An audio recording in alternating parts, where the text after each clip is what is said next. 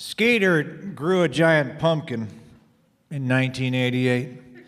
His 480 pounds, and it won all the prizes at the county and the state fair.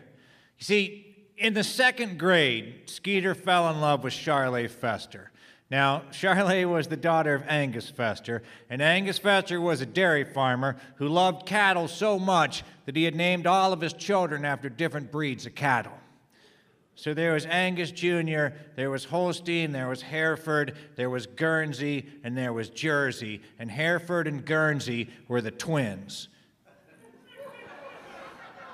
Right? It doesn't make any sense. And so when Helen, Angus's wife, finally had a daughter, she knew that Angus was going to name the poor girl after a breed of cow, so she said, at least make it sound feminine.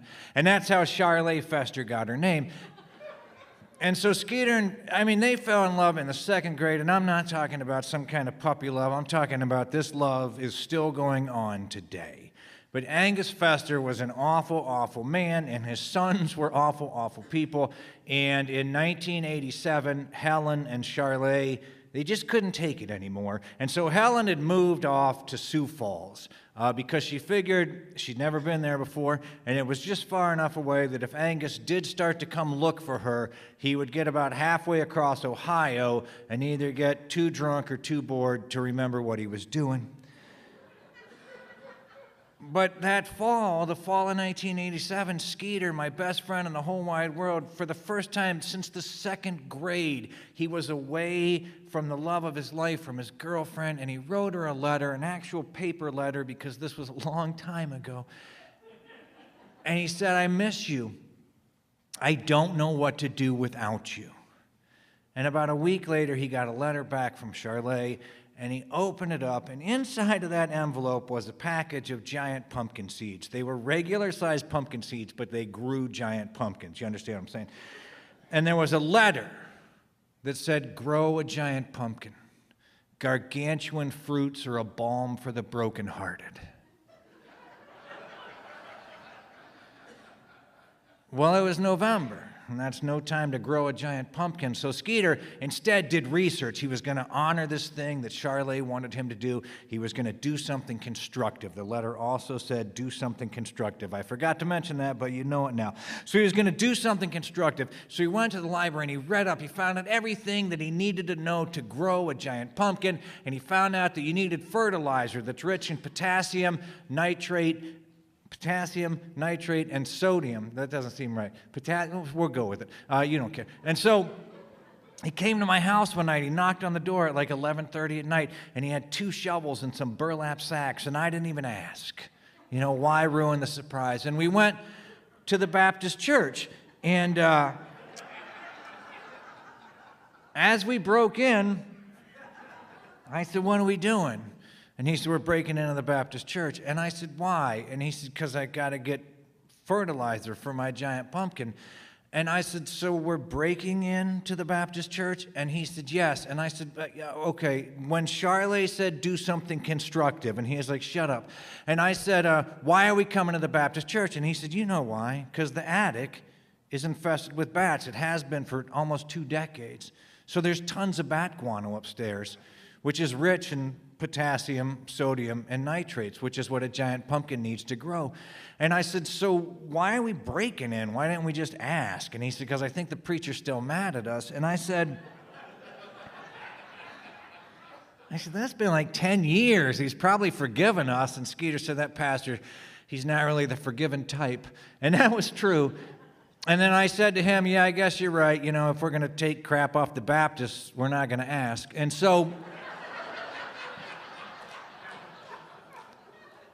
the rest of the night, we spent shoveling bat guano into burlap sacks and spearing it across the midnight streets of Half Dollar, West Virginia, and dumping it in a huge hole that Skeeter had dug behind his yard.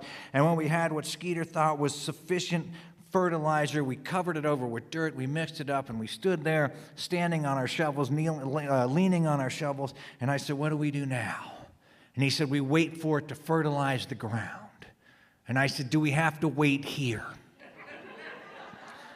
And he said, no, I guess we can go inside. So we went in, and while growing giant fruit is in fact a balm for the brokenhearted. Waiting for bat guano to fertilize the soil beneath your pumpkin patch is not. And so Skeeter looked for constructive things to do. He went as far as driving all the way up to the university, 3 hours away. He learned everything there was to know about growing giant pumpkins. He learned that you should plant them about 7 to 10 days before the last killing frost.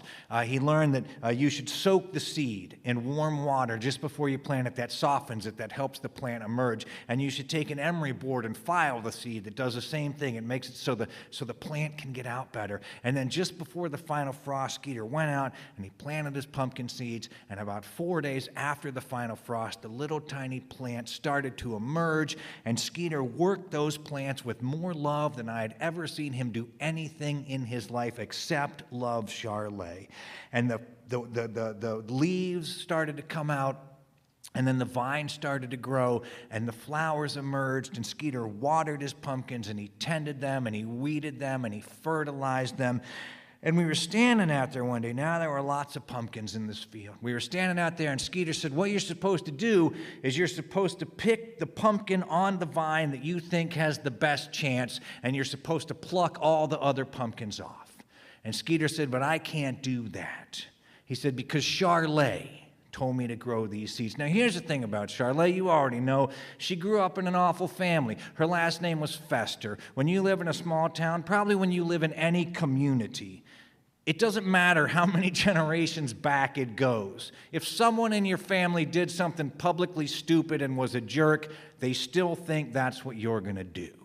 And so Charlotte lived under this shadow her whole life. She was a great person. She tried really hard to be the best person in town, to do things for other people. But she was a Fester, and people just thought eventually she's going to screw up. And so they discounted Charlotte. And she was also only 4'2".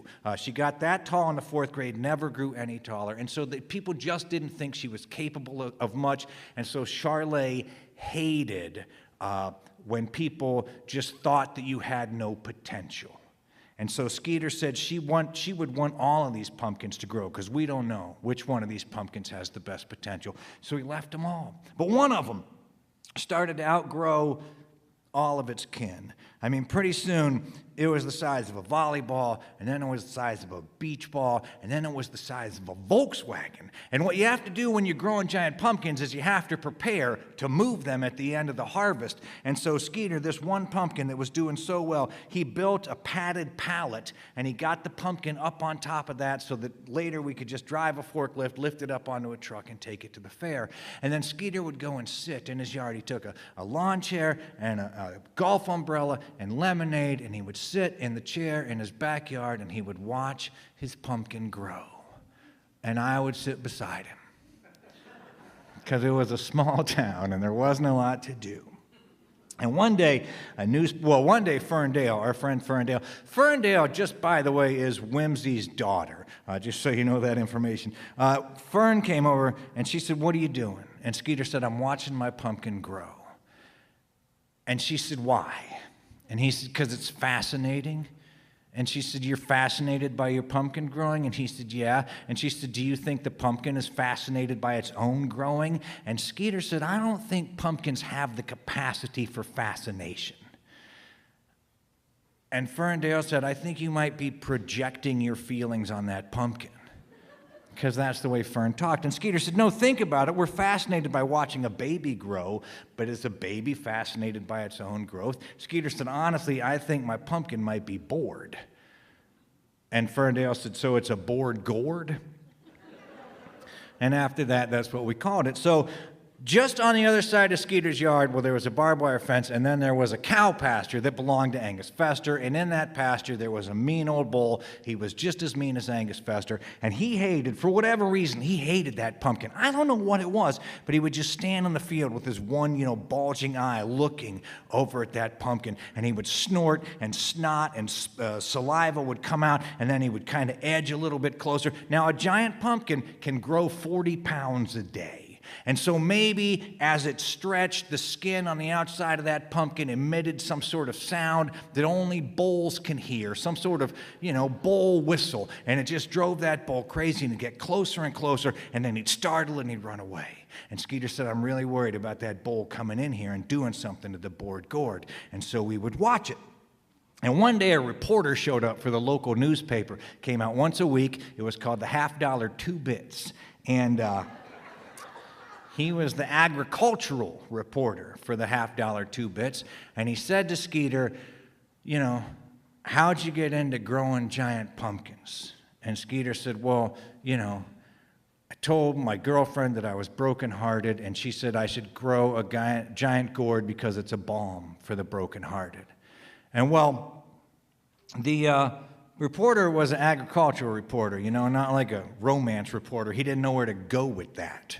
And so he said, how do you grow a giant pumpkin? And Skeeter said, well, some people are seed people. They pick the right seed. He said, but I'm a fertilizer person. And the reporter said, what kind of fertilizer did you use? And Skeeter said, well, you need something that's rich in potassium, sulfates, and nitrate. There we go. I got it right that time. It's sulfates. Potassium, sulfates, and nitrates. And so we used bat guano. And the reporter said, how much? And Skeeter said, hundreds of pounds. And the reporter said, where did you get hundreds of pounds of bat guano? And Skeeter said, we went to the Lord.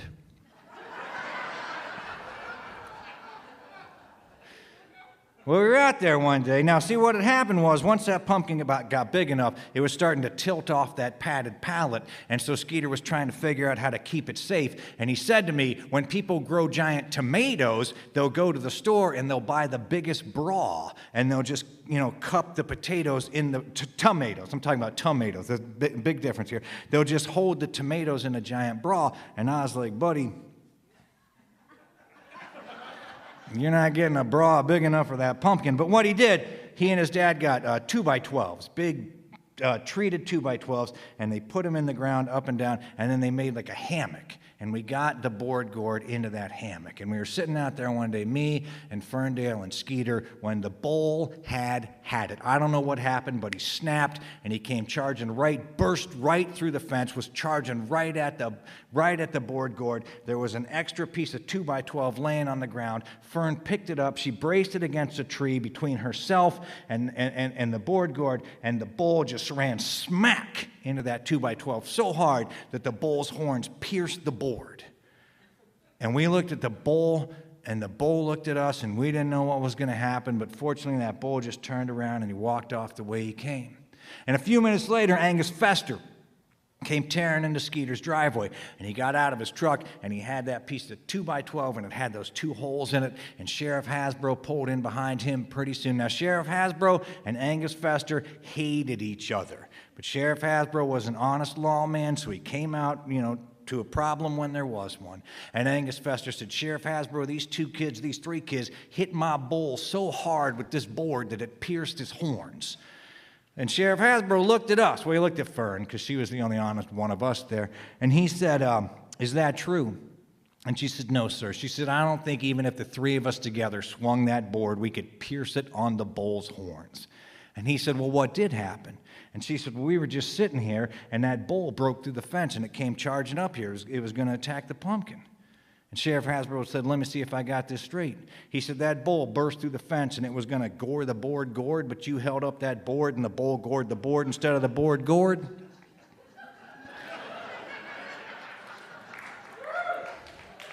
And Ferndale said, I couldn't have said it better myself. And so Sheriff Hasbro looked at Angus Fester, and he said, Angus, get out of here. Repair that fence and make sure that bull doesn't come back into this yard. He said, Skeeter is finally doing something constructive, and I don't want you messing with it.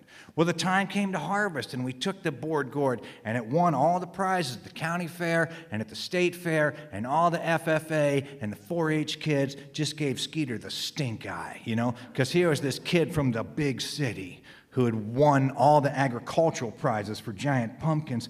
But what do you do with a 480-pound pumpkin? I'll tell you what you do. The Baptist preacher hated Halloween. And so every year, just after Halloween, we would go to the Baptist church and we would have a pumpkin chuckin'.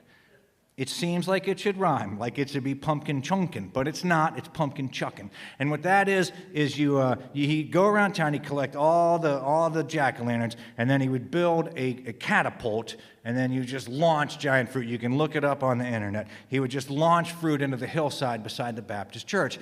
But this year, they were going to tear the Baptist church down. They bought a plot of land on the other side of town because the attic, again, was infested with bats. There was no way to fix it.